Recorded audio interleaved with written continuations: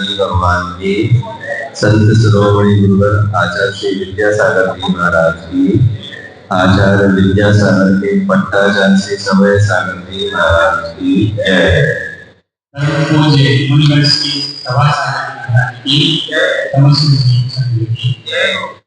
जाने वाले जाए, व्यवधान ना करें। कुछ व्यवस्थाएं तो चालू हुई हैं, हमें दिख रहे हैं बहुत सारे लोग। ये तो सामने वाले कुछ सुन रहे थे, कुछ चले गए। सामने पुरुष वर्ग में बैठा है, सिविल यूनिफॉर्म में बैठा है, शायद उनके घर में सूतक होगी। सूतक नहीं है, सुन रहे हैं सामने वाले, सूतक नहीं है तो पूजा के वस्त्र धोती दुपट्टे को होना चाहिए। किन किन ने पूजन नहीं, कृपया हाथ उठाइएगा। क्यों नहीं सुन रहे हैं? नहीं सुन रहे हैं, कोई बात नहीं, आपके भाग्य में नहीं। चलो अपन चालू करते हैं। ए भाई जाओ, फटाफट जाओ, ज्यादा नहीं करो, थोड़ी देर की बात है, ज्यादा समय नहीं करना। आज 10 लक्षण पर्व का दूसरा दिन है। एक काल्पनिक वार्ता से अपनी बात प्रारंभ की जाती है। शरीर के अंग है, दूसरे नंबर की इंद्री जिसका नाम क्या है, जिह्वा या रसना इंद्री है, और जीभ में और दांतों में वार्तालाप प्रारंभ हुआ। क्या प्रारंभ हुआ? जीव का जन्म, जैसे ही जीव का जन्म होता है तब से आ जाती है, और दांतों का जन्म कब होता है पता नहीं, कितने महीने बाद होता है, मैया वर्ग जानती है। और फिर दोबारा दांत टूटते हैं, फिर से आ जाते हैं। एक दांत बोले जाते हैं दूध के, दूसरे अन्न के बोले जाते हैं, गाय के बोले जाते हैं, हमें जानकारी नहीं है। जिह्वा से कहा गया तुम तो पहले आई थी, पहले जाना चाहिए, लेकिन दांत बाद में आते हैं और जल्दी चले जाते हैं। बात समझ में आ रही है? दांत आते तो बाद में हैं, पहले चले जाते हैं। तो फिर सोचने वालों का, चिंतन करने वालों का विचार था, जीभ मुलायम है, जैसा चाहो वैसा मुड़ जाती है, जैसा चाहो वैसा झुक जाती है, और दांत कड़क होते हैं इसलिए टूट जाते हैं। अकड़ना मुर्दे की पहचान है, और जो व्यक्ति जीवित है वह अकड़ना नहीं है, जैसा चाहो वैसा नवाया जा सकता है। आज माता धर्म का दिन है, और यह मान कसाय के अभाव में यह प्रकट होता है। मनुष्य के अंदर 4 गतियों के जो जीव हैं, उनमें मनुष्य गति के जीवों के लिए कहा गया, मनुष्य गति के जीवों को जन्म लेते ही मान कसाय का उदय रहता है। आप सब दर्शन करने आते हैं, बहुत सारे लोग दर्शन करने आते हैं। कई लोगों की कमर में तकलीफ होती है, कई के घुटनों में तकलीफ होती है। क्यों होती है ये तो उनके कर्म जाने, लेकिन वो खड़े खड़े जय जिनेन्द्र जैसा नमस्कार करते हैं ना, उनकी तकलीफ हो जा रहे हैं, सुन रहे हैं, उनकी तकलीफ हो जा रहे हैं। खड़े खड़े जय जिनेन्द्र जैसा नमस्कार होता है, और चाहते हैं महाराज की दोनों हाथ बन जाए तो दोनों पांव हमारे को भिड़क दे। ऐसा संभव है? नहीं। आपके अंदर कसाय रहती है। बहुत सारे लोग जो है इन चीजों का ख्याल नहीं रखते। ग्रंथों में बहुत बातें कही गई हैं। बच्चा जो होता है, अभी कहा गया, मान कसाय होते ही वह पैदा होता है। बच्चे को दूध पिलाना है, नहीं मान रहा, उसकी माँ का पारा गर्म है, गरम कैसे हुआ?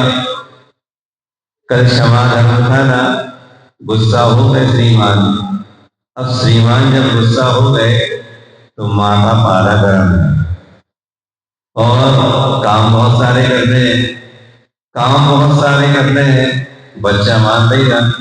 बच्चा बस थोड़ी है, गृहस्थी भी है, रोटी भी बना रहा है, एक आसन के दिन चल रहे हैं, विभिन्न प्रकार के व्यंजन बनेंगे। क्यों बनेंगे? एक आसन करना है, सामान्य दिनों से ज्यादा भोजन करना है और हम अपनी मानसिकता ऐसी बनाते हैं, एक आसन करना है, ज्यादा घुसेड़ दिया जाए पेट में जिसमें ज्यादा समय तक चले। सुन रहे हो? मानसिकता ऐसी बनाई जाती है, ज्यादा पेट में रहेगा, ज्यादा देर तक चलेगा। आप अपनी मानसिकता में सुधार कीजिए। चक्की जो होती है ना, चक्की में यदि ज्यादा डाला जाए तो चक्की जाम हो जाती है। वैसे ही यदि आप ईंधनों में ज्यादा डालेंगे, ऊपर से ज्यादा लोड पड़ेगा, चक्की जाम हो जाएगी। विभिन्न प्रकार के व्यंजन बनते हैं, व्यंजन बनाना है माँ को और काम भी करना है। बालक उसकी गोदी में है, नहीं मान रहा है। क्यों नहीं मान रहा?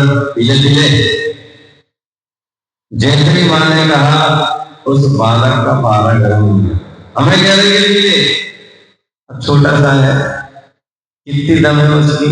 आपकी अभी गोदी में है, गोदी में है, दूध नहीं पिएगा। फिर आप क्या करते हो? आपके हाथ, आपके पांव बड़े हैं, एक हाथ से आपने उसके दोनों हाथ दबा लिए, सुन रहे हो?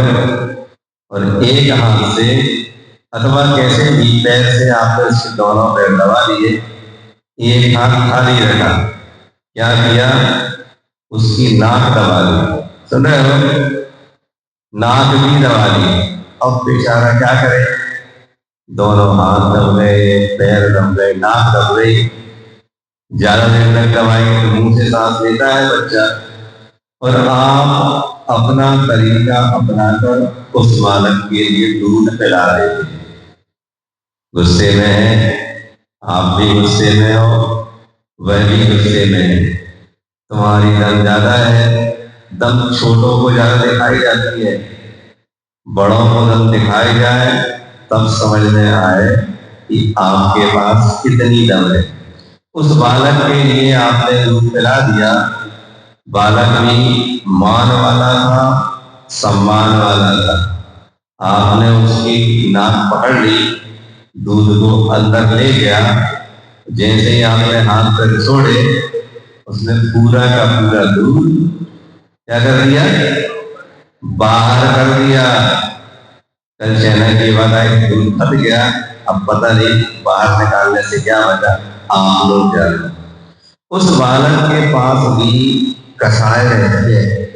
यदि माँ उस बालक पर हाथ फेरते हुए दूध पिलाए, बालक अच्छे से पी लेता है और गुस्सा नहीं होता। मान कसाय बहुत बड़ी कसाय है और इसका उल्टा मार्दव धर्म है। मार्दव धर्म में यह विनय से प्रकट होता है। जो जितनी विनय करता है उसके अंदर मार्दव धर्म आ जाता है। विनय करना किसी की अभिनय करना, दोनों न करना। यदि हमारे पास, हमारे सामने सरागी देवी देवता आते हैं, फिर क्या करना चाहिए? उनसे डरा नहीं जाता। सरागी से डरोगे वो मिथ्या दृष्टि देव कहलाएंगे। उनसे डरने से यदि उनको नमस्कार करते हैं, हमारे भाव बिगड़ जाएंगे। फिर क्या करना है? हमें नव देवता अथवा पंचप्रदृष्टि भगवान है, जिनवाणी माता है, इनका तो विनय किया जाता है और अभिनय किसी का नहीं किया जाता। जैन धर्म, दिगंबर जैन धर्म अभिनय करना किसी की नहीं सिखाता। कागज भी फाड़ने को मना करता है। यह अजीब व्रत असंयम है।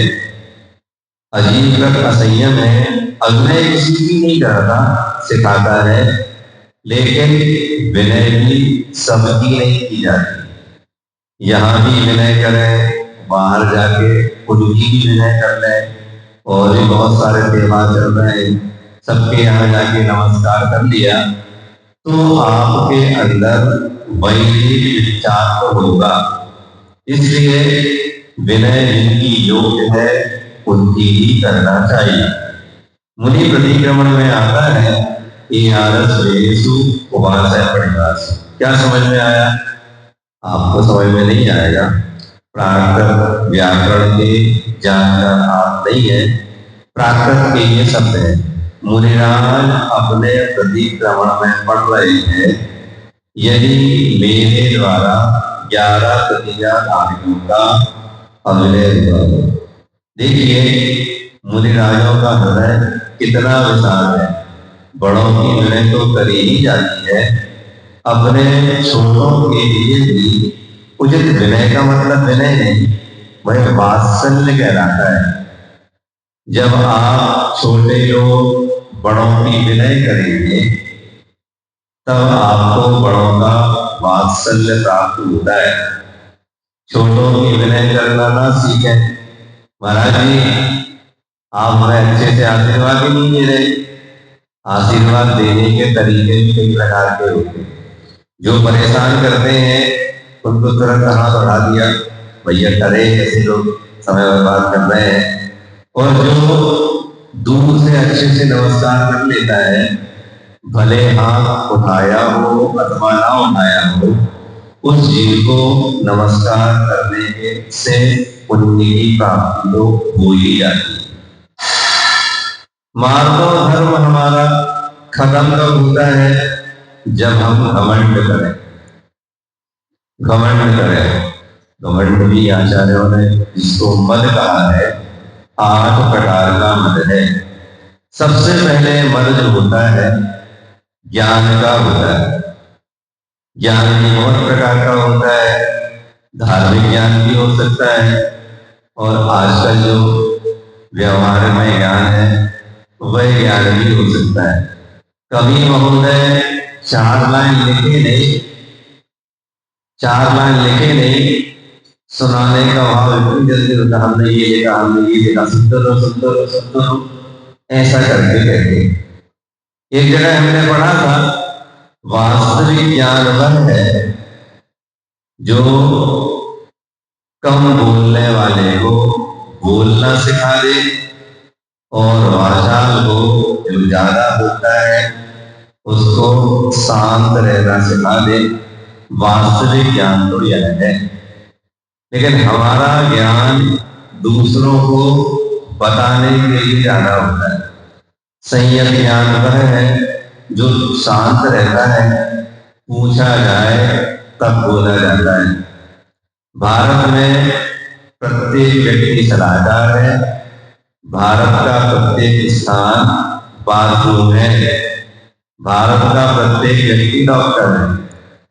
मान लो महाराज जी को चोट नहीं भी लगी और यदि धोखे से पट्टी चिपका लें कागज वाला, तो क्या महाराज जी लगा लो, जल्दी ठीक हो जाएगा। बात समझ में आ रही है?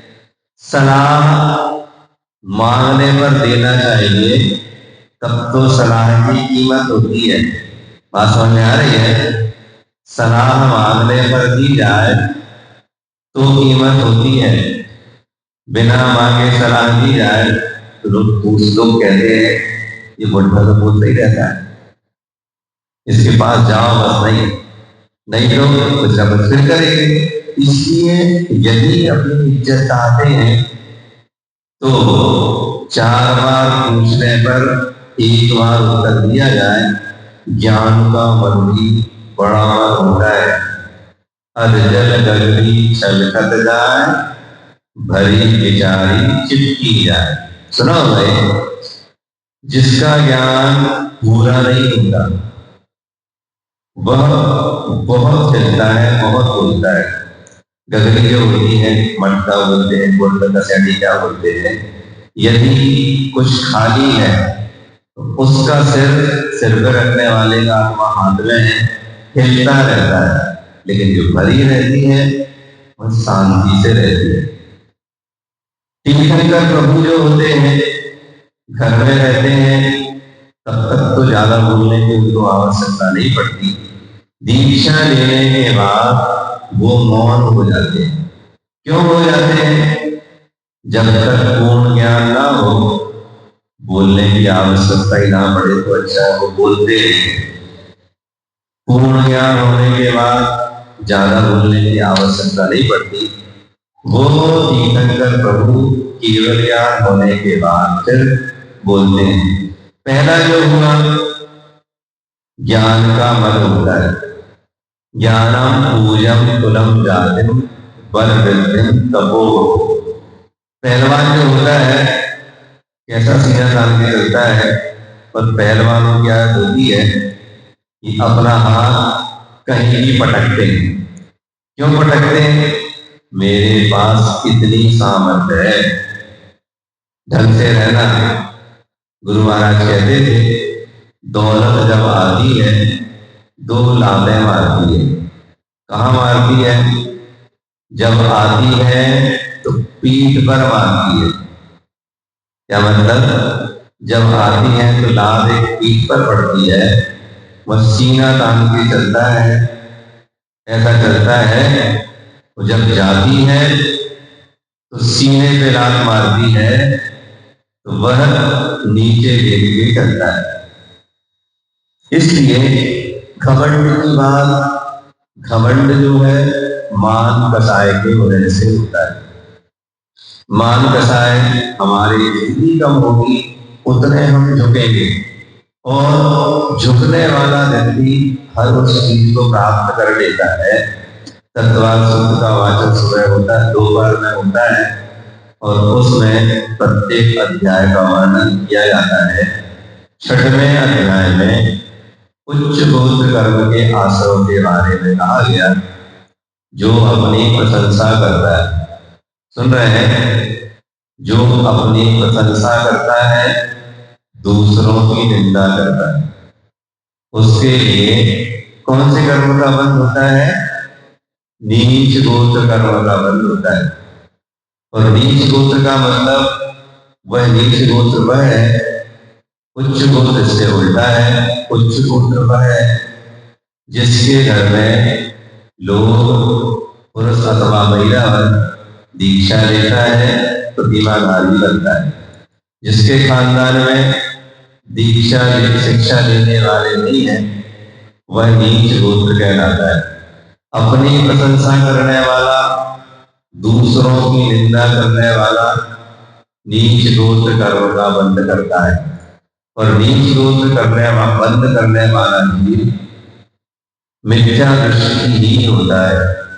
दूसरे बड़े स्थान को कौन किया जाए? मिथ्या दृष्टि ही जो होता है। अपनी प्रशंसा करने वाला यदि करता है वह मिथ्या दृष्टि है, ऐसा आगम ग्रंथों में कहा गया है। इसलिए दूसरों की निंदा ना करके वे मुनिराज प्रतिमाधारी त्यागी व्यक्ति होते हैं। सुबह शाम और दोपहर में भी कदाचित प्रतिक्रमण करते हैं। क्या कहते हैं? पापिष्ठे दुरात्मना जड़ दिया, मैं पापी हूँ, दुरात्मा हूँ, और मेरी बुद्धि कैसी है? जड़ बुद्धि है। आपके लिए कहा जाए मूर्ख हो, तिलमिला जाओगे आप। लेकिन अपने लिए वे कहते हैं, और मेरे द्वारा जो शब्द हो गया हो उसके लिए क्षमा भाव भगवान के सामने, गुरु महाराज के सामने गणना करते हैं। समय सारणी ग्रंथ है, इसका मूल नाम समय भाव है। 5वें नंबर की गाथा में आचार्य कुंद देव कहते हैं, तम जाये प्रमाणम अपनो सवेदेन चुपके छलम ऋणकेतम। आचार्य कुंद देव जिनको हम मंगलाचरण करते हैं, मंगलम भगवान वीरो, मंगलम गौतमोहरि, मंगलम कुंदाद्यो जय धर्मोस्तु मंगलम। भगवान महावीर स्वामी के बाद उनके प्रमुख प्रधान गौतम स्वामी का नाम लेते हैं, फिर उनके बाद श्री कुंद देव का नाम लेते हैं। वे कुंद आचार्य महोदय यदि अपने जिनको पंच परमाणु कहा जाता है ग्रंथ ना लेते तो इस भांति पदार्थ भांति कहाँ रहते अविचारी। यदि वे कुंद महाराज जी अपने ग्रंथ नहीं लिखते तो ना श्रावण अपना आचरण अच्छे से कर पाते, ना ही मुनि लोग अपना आचरण अच्छे से कर पाते। फिर भी वो आचार्य कुंद महोदय समय पावन समय सार ग्रंथ में कह रहे हैं, चूक जाऊं तो छल ग्रहण ना करना, चूक जाऊं तो छल ग्रहण ना करना। उन महाराज के अंदर कितनी विनम्रता होगी। मैं अपनी बुद्धि से अपने ज्ञान से यह ग्रंथ लिख रहा हूं और चूक जाऊं तो छल ग्रहण नहीं करना।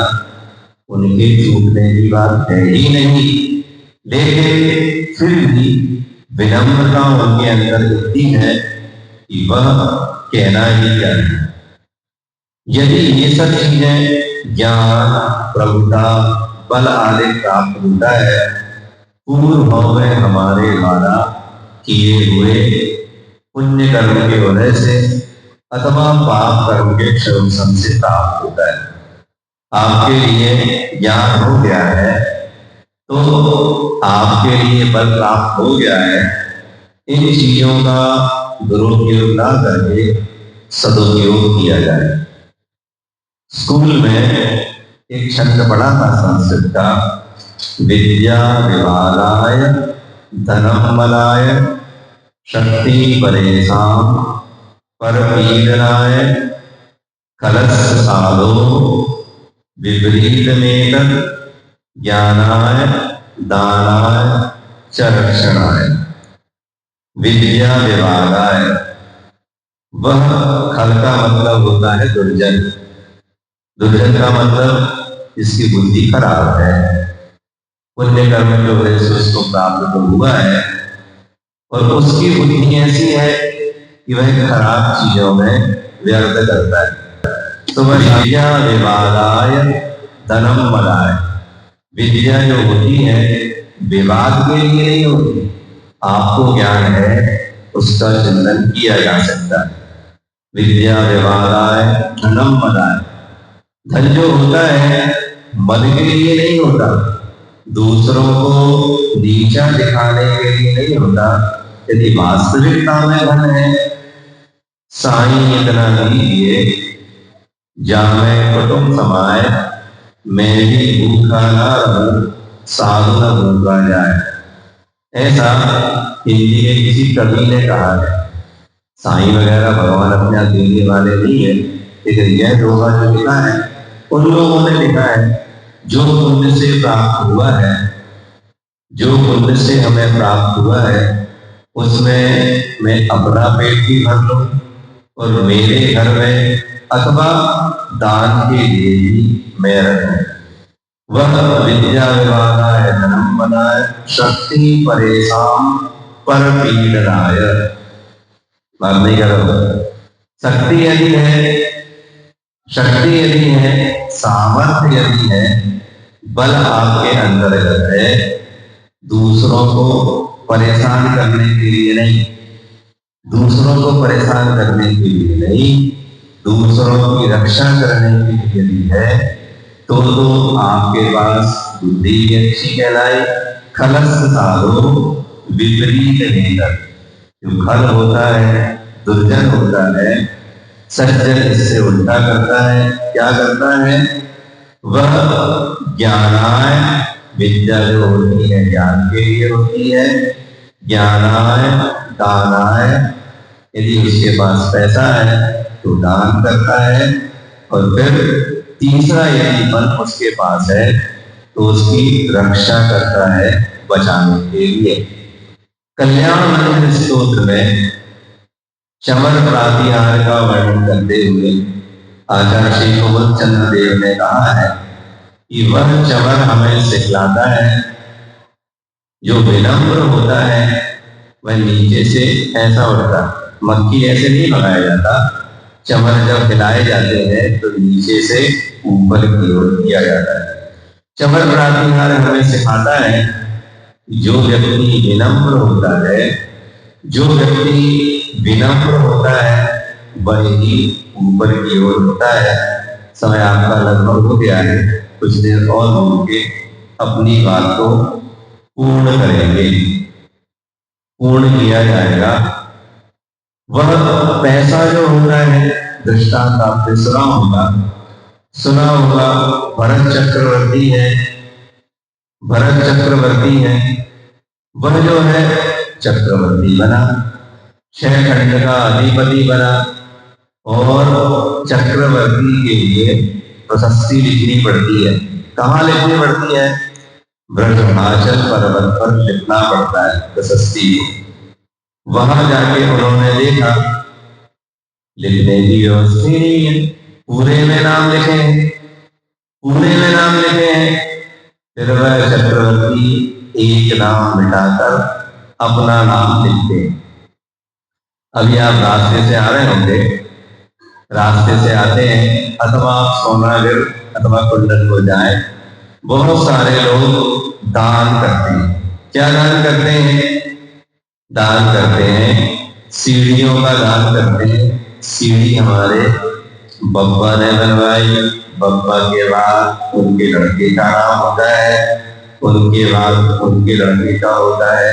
एक सीढ़ी तो हमने बनवा दी और नाम अपने बब्बा का भी लिख दिया, पिताजी का भी लिख दिया, अपना भी लिख दिया, पुत्र का भी लिख दिया, यदि और संतान हो गई हो तो नाती का भी लिख दिया। सीढ़ी पे नाम लिखवाया है और दान किया आपने। सीढ़ी कहाँ होती है? जमीन में होती है। एक सीढ़ी का दान आपने किया, आपके बब्बा का, पिताजी का, आपका और आपके लड़के का नाम सब लोग कुचल रहे हैं। कैसे कुचल रहे हैं? लाभों से कुचल रहे हैं। दान तो वह गुप्त होता है, दूसरे को पता भी ना चले। फूले फूले मत फिरो, फूल बड़ी है फूल। सुन रहे हैं? फूले फूले मत फिरो, फूल बड़ी है फूल। पहले तोड़े जात है, फूले फूले फूल। बात समझ में आई? नहीं आई समझ में? फूले फूले मत फिरो, घमंड अपने अंदर से निकाल दो। जो फूला होता है, फूल जाता ना, पूरा फूल जाता है। पहले तोड़े जाते हैं, सबसे पहले उसको तोड़ा जाता है जो पूरा फूल जाता है। आपका समय हो गया। और वह गोमटेश्वर की प्रतिमा जिन्होंने बनवाई उनका नाम चामुंड राय था। चामुंड राय कितना पुण्यशाली जी था, जिसने अपनी माँ को तीर्थंकर प्रभु, उनके पुत्र ऋषभ देव के पुत्र बाहुबली भगवान की मूर्ति बनाने का सपना था। उस बालक ने, जो राजा था, अपनी माँ का अंदर जो था उसको प्रकट करने के लिए मूर्ति बनवाई। और मूर्ति बनवाई, सब कुछ बना लिया। कारीगर के लिए जो शिल्पी था उसके लिए कहा गया। राय की बात हो रही थी। चामुंड राय ने अपनी माँ के कहने पर उनको दर्शन कराने के लिए व्यवस्था बनाई। और जो शिल्पी था उसने कहा तुम अच्छे से अच्छी मूर्ति बनाओ। चामुंड राय का हृदय कितना विशाल था, उसने शिल्पी से कहा जितना तुम पत्थर निकालोगे उतना सोना तुम्हें दिया जाएगा। शिल्पी के अंदर लोभ कसाई जागृत हो गई और वह पत्थर ज्यादा निकालने लगा। उसको सपना आया तुम्हारे अंदर लोभ कसाय जागृत हो गई है, सुधर जाओ। उसने अपने मन को पवित्र किया, मूर्ति बनाई गई, पंच कल्याण हुआ। सुनते हैं आचार्य निरंजन सिद्धांत चक्रवर्ती ने उसका पंच कल्याण कराया। लेकिन अभिषेक की बात हुई, अभिषेक की बात हुई तो वह अभिषेक करने के लिए जब जल डाला गया ऊपर से, अभिषेक करने के लिए जल डाला गया तो वह नाभि के नीचे नहीं आया। क्यों नहीं आया? चामुंड राय को घमंड हो गया था, इसलिए नहीं आया। मान, स्वाभिमान, अभिमान, तीन चीजें होती हैं। बड़ा व्यक्ति है, अपना स्वाभिमान तो रखता है। छोटा यदि आता है, पूर्ण विनय करता है, तो उसका काम हो सकता है। दृष्टांत देके अपनी बात पूर्ण करेंगे। यदि आप लोग, बुरा नहीं मानना, आप लोगों के यहाँ है, आहार दान देने नहीं आया, आहार दान देने नहीं आए, 1 महीने तक आपकी इच्छा नहीं हुई, सदैव ना आपकी इच्छा नहीं हुई। और यदि 31वें दिन आप आहार देने आए, 30 दिन आपकी इच्छा नहीं हुई और 31वें दिन हमारी इच्छा मान लो ना हो, सुन रहे हो? 31वें दिन मान लो हमारी इच्छा ना हो तो आप क्या समझोगे? महाराज जी नाराज है हमसे, सुन रहे हो? आपके अंदर कितनी कसाय है? 30 तक महाराज जी ने कुछ नहीं कहा आपसे। आपको विनय गुण सिखाने के लिए, मुनियों का आचरण भी विनय गुण सिखाने के लिए होता है। आपके अंदर यदि 10 लक्षण धर्म आए, मान कसाए जाए, तो आप भी विनयवान बन के मोक्ष प्राप्त कर सकते हैं। करें ऐसी भावना के साथ।